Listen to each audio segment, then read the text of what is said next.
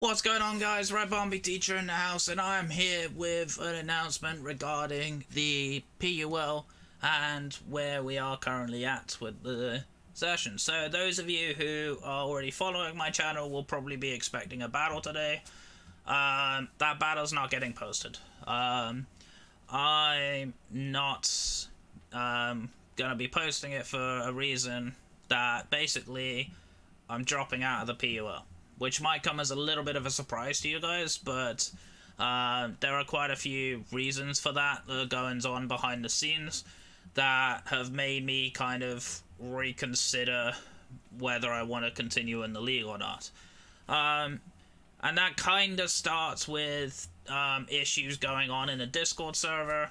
There were certain issues around other players in the other division, not the division that I was even in, where I'm not completely sure on this, but to my understanding, one guy made arrangements with another guy to play their match, and on two occasions the guy didn't turn up. Then they both got angry at each other and started causing chaos in the Discord server. Now that actually ended up resulting in one of the guys leaving the league, and since then a couple of other coaches have also dropped out of the league as well, including two of the people that actually I faced in the last 2 weeks. Bernie left. He was very unhappy as well. He played very negative in his game against Rozzy. Rozzy beat him pretty comfortably, I'd say. I was looking at the match, I was quite impressed. And Zar, the coach of the River Houndooms, he actually left before this whole incident blew up. But those two guys were like people I really enjoyed battling. Like, yes, of course, I lost to Bernie, which was frustrating, but Bernie's a great guy. He's a very good battler. So I had a lot of fun with him, actually, even though I may not have shown it. But that leads us on to this week. Now, the issue that I had with this week was I played Nerdophologist. He played very well. He bought a lot of prep for and things that I didn't expect, and he 6-0'd me. Not gonna lie, he 6-0'd me. I was very negative in the video, which is partly why I didn't want to post it, because I wasn't particularly myself in that video. I was very unhappy with the way I was talking, the way I handled myself, and I didn't really feel like that was a reflection on me, so I didn't want to post that video. However, after the match, which came as a surprise to me, the assistant commissioner of the league had spotted an issue. Nerdophologist's team was actually illegal because in this particular league there is an item clause where two Pokemon can't hold the same item. In this particular case, his Donphan and his Slurpuff both had leftovers, which of course is a violation of the rules. So in the Discord server there was a huge argument over how we move forward from this. I tried to remain calm throughout all of it, and I'm just like, well, what happens, you know? Because in other leagues I've been in, obviously in the GPL, the commissioner ruled illegal and it was a 3-0 win in my favour, but at that point the error was actually spotted midway through the match, so the match didn't actually end. So in that way it kind of softened it a little bit. But in this case we didn't actually see it until right at the very end, when Nerd actually posted his team in a poker paste in the Discord chat, and immediately Halogen had spotted that there were two leftovers. Which obviously I get it. If you're Nerdophologist, you've played really well, you've prepped really well, you know, you've put in work against a player that was essentially a playoff rival, and you know, you felt like you deserved the win. I get that. I'd probably feel the same way, you know. However, the ruling was given that basically the match was a nil game, so it was a 0-0 loss to him and a 0-0 win to me. Now, in all honesty, I'd already made my mind up that I was leaving at that point. I wasn't happy anyway, but that decision to me kind of felt fair, because obviously I didn't knock out a Pokemon, right? So in a way, I don't deserve differential. So a 0-0 either way, to me, would have been okay. The only person I'd have felt bad for in that situation was the Cincy Verizzis, who I would have had to have played next week, who's basically a win down, right? So it was a bit unfortunate. But yeah, like, at the end of the day, issues carried on. and it got to the point where I'm just like, yeah, enough's enough. So at this point, I will no longer be participating in the PUL.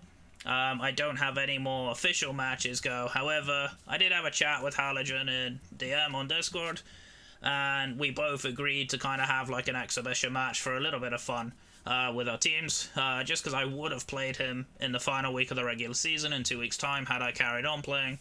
I'm gutted I didn't get to face him because the guy's a cool guy. He was the reason I actually joined the league in the first place. I just happened to be in a Discord server that he shared. I happened to be in Under the Radar, the PokeTubers channel. And he was like, yo, we're looking for an extra player who wants to join in. And I messaged him and was like, oh, cool, yeah, sure, why not? I'll join in. So it's a little bit unfortunate that I'm having to leave. I don't really want to leave in some respects, but the atmosphere is quite negative in the league at the moment. I do wish Halogen all the best, of course. I do wish the league all the best for those who are participating still. There are some pretty nice guys in the league that actually I have a lot of respect for. So I'm a little bit gutted that I'm leaving them behind. But yeah, that's gonna be it. So in terms of matches, look forward. I don't know if I'll post my match with Halogen or we'll just do it for a little bit of fun, like privately. I'll talk with Halogen and see what he thinks. Because I have posed the offer to him. He hasn't responded yet because he's busy. But regarding like having a matching call, there's like a bit of banter between the two of us or whatever. But yeah, that might come. It might not. I'm not going to promise anything. But yeah, in terms of matches going forward, I've still got the GPL going on. We're obviously I'm heading into week 2 next week. I'm playing my good friend Agoshi, so I'm looking forward to that match. So yeah, right. So I'm not going to keep this video negative anymore. As you can see on my screen, my team is there on the right hand side of the screen. So I thought I'd do like a little press conference type thing, a bit of an analysis of what I was happy with about the team, what I wasn't happy with about the team, what I would change if I had to pick this team again, you know, changes I would have made to this team. So if anyone does pick my team up and is watching, they might have an idea of what I'm thinking of, and they could completely disagree with me. They can completely change this whole team if they want to, you know, it's entirely up to them. But yeah, let's talk about the team. So I've arranged this in kind of an order from what I was really happy with at the top and what I didn't even bring at the bottom. So that's kind of how I've done it. Some of these are kind of subject to different order, but yeah. And that's kind of my rough estimation of where I would put them all in terms of how good they were and how bad they were for my particular team. So let's talk about the two at the bottom first, because they never actually came to a match. Salazzle, I just didn't really feel like fit my team. I literally only picked it up because I thought, oh, that's a cool Pokemon, let's try it out. And I could never fit it into a team in my matches. So I ended up dropping Salazzle for Aerodactyl. Aerodactyl, you can see, is quite high up on my list. I'll talk about Aerodactyl in a bit. Dusclops is one I kind of regret dropping. I dropped Dusclops specifically for Girder in my week against Bernie because I felt like I needed better answers for things like the Tyranitar, things like the Excadrill, and I needed a fighting type because my team didn't actually have one before I made transitions. Now, the issue I had with dropping Dusclops was I was only left with one Trick Room setter in a Trick Room centric team, and that's Slowbro. So with dropping Dusclops, I kind of put myself in a position where I was pretty predictable with my sets that I was bringing, and I think that was one of my big problems in the last couple of weeks, where it was kind of too easy to guess what I was bringing.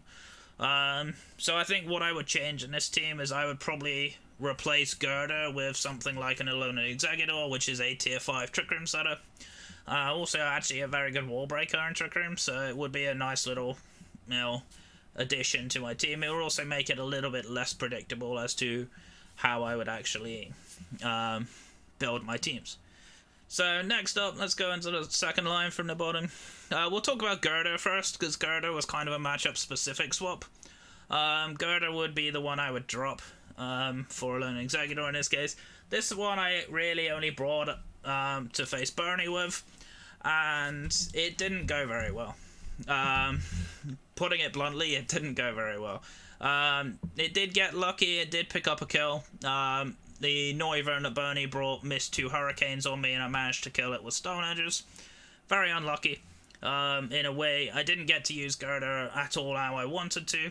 I wouldn't have used Girder again, to be honest. I probably would have swapped it out.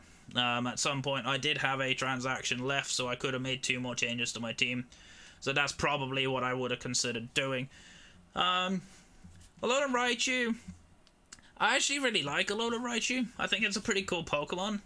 I just don't necessarily think it fits that well on my team. The reason I drafted it was because I needed a semi-fast electric type, just so I can pivot around with things like the Volt Switch and stuff like that. It's also a pretty good Nasty Plot Sweeper. The big issue I find with Alolan Raichu is its best thriving is under electric terrain, where it covers its ability, which doubles its speed. Now, the only Pokemon on my team that actually gets electric terrain is in fact the Alolan Raichu. So, I couldn't really use it in the same way I would have wanted to. I just ended up using it in this week's match. I didn't use it particularly well because I mispredicted a couple of switches. As like a pivot to try and get something else in. That was the main goal behind it. I think I would keep it, and I probably would have tried to think a bit more carefully about how I could have used that on my team. It was an unfamiliar Pokemon to me and didn't quite go too well. But yeah, I think Alolan Raichu would have been a potential stay on my team. Whether I would have brought it often enough, I wouldn't be too sure. It is a low tier Pokemon for a reason, and it's a pretty clear reason as to why I didn't use it very well. I brought it to one game and it didn't do a lot. Ferrothorn. I love this Pokemon so much.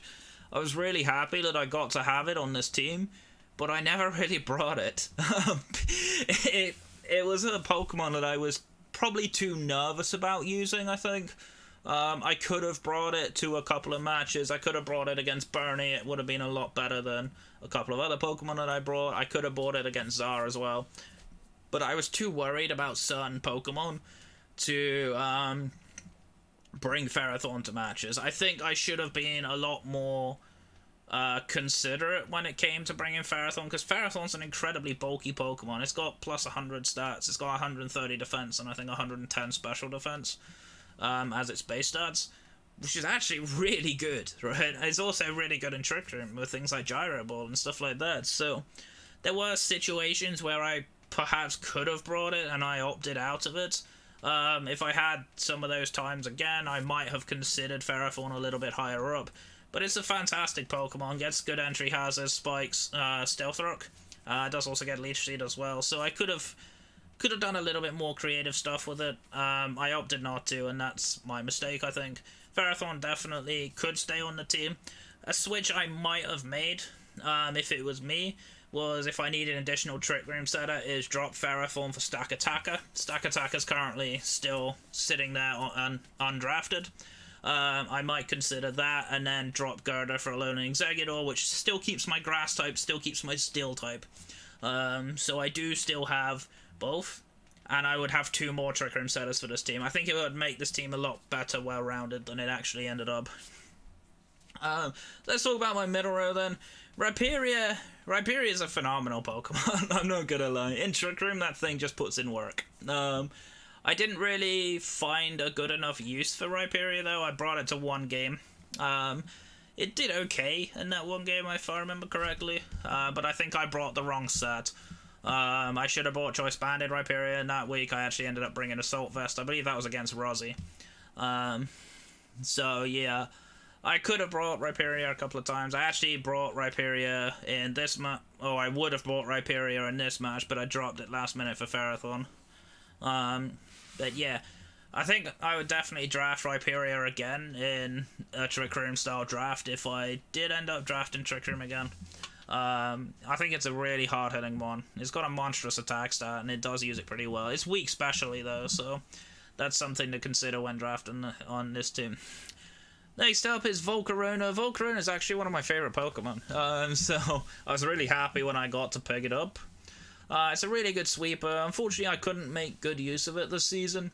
I think Volcarona definitely has a lot of potential on this team. As a Quiver Dance sweeper, I can use my Trick Room ones like the Rhyperior and stuff to wear Pokemon down, and then bring in Volcarona in the end to actually come in and clean up.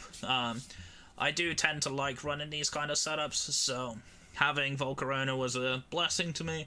I really like Volcarona. I definitely will draft Volcarona again in the future. It will definitely be a Pokemon that will be on my team at some point. I just need to draft it around a more offensive focused team, I think. This team was kind of a little bit defensive, a little bit passive. So it didn't really warrant being picked as much as I would have wanted. Swallow, kind of in the same boat, really. Swallow had matchups where it was viable, but not quite as viable as something else on my team. Obviously, as I put in Aerodactyl in my team, I had another flying type for competition for Swallow. And of course, having multiple Stealth Rock weaknesses on this team can be a little bit of a bind, so you often didn't really want to draft two of them together if you could avoid it. Swallow does hit very hard though. It's got nice abilities with Guts and Scrappy, of course. Scrappy if your opponent's bringing a Ghost type. A couple of opponents on my team did have Ghost types. It does hit really hard with things like Boom Burst and Air Slash and Hurricane. It can also hit pretty nicely with Guts Facade and things like that, so it is a really good Pokemon. I probably could have used it once or twice more, maybe. Against Zar was a hard match to bring it in. I couldn't really bring it against Bernie. Could have brought it this week, but I opted not to. I actually opted for Aerodactyl instead. Let's go to Aerodactyl, actually, while we're thinking about it. So I picked up Aerodactyl partway through the season as my Salazzle replacement. I think Aerodactyl is phenomenal. I think it's a great breaker, especially if you're running a Choice Banded set. Choice Banded Aerodactyl hits incredibly hard. Things like Earthquake, Stone Edge hits almost everything, and a couple of little additional coverage moves if you wanted. Things like Pursuit Trapping was a thing. It does also get Rocks and Defog, so I think it's a great Pokemon. Pokemon I probably will consider again in the future. As far as it went with this team, I didn't use it as effectively as I should have. But it is a great fit for this team. Obviously, in a Trick Room team, you still want things that work outside of Trick Room. An Aerodactyl speed tier and its attack stat does allow it to function out of Trick Room pretty nicely. Of course, it does get Roost for longevity and stuff like that. Really good Pokemon. Definitely think it should stay in this team if I drafted this team again. Dragalge, I brought it in 1 week. It put in a fair bit of work in that 1 week in terms of absorbing pressure and actually dishing out damage on things.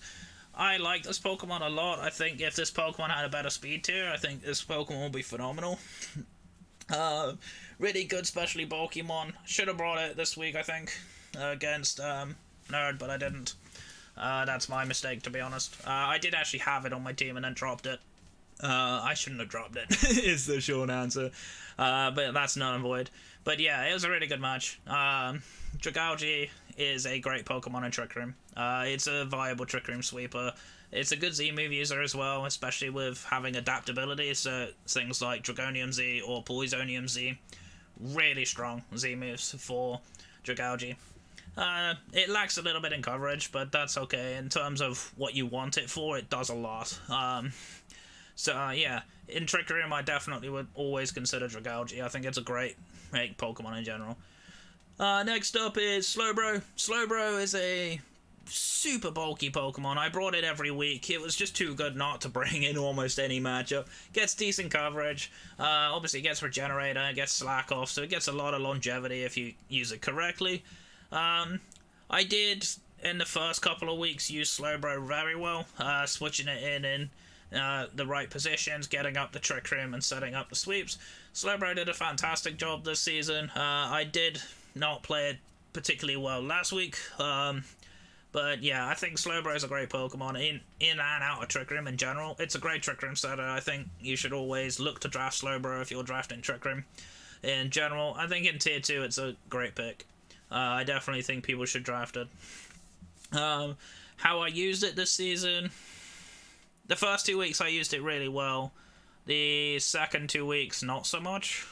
I either brought the wrong sets or I just didn't really position correctly around Slowbro. The one thing you do need to be careful of with Slowbro is getting him worn down.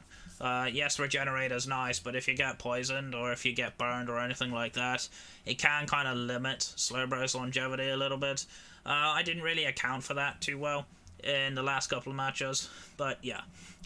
I think Slowbro is brilliant. I think it's probably my MVP of the season. So, yeah.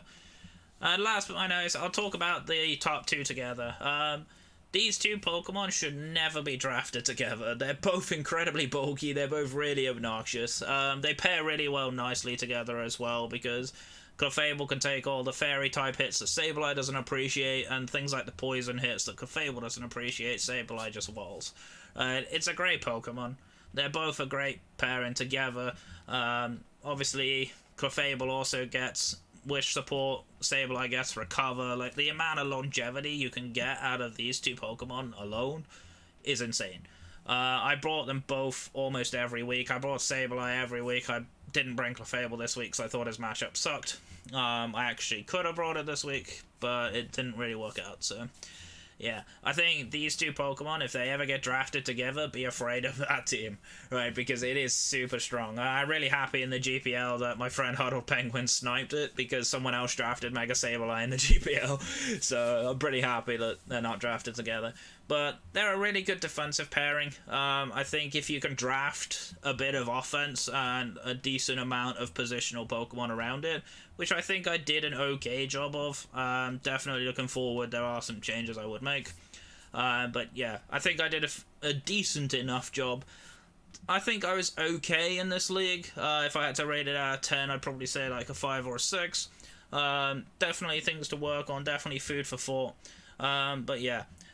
That's gonna be it from me. I do apologise, the video and ended up getting on a bit longer than I thought it would. But yeah, I'm gonna get on out of here. My name is Rabombi Teacher. I'm your coach of the Royal Bournemouth Rabombis. Stay safe, stay awesome, and I will catch you guys next time. Take care.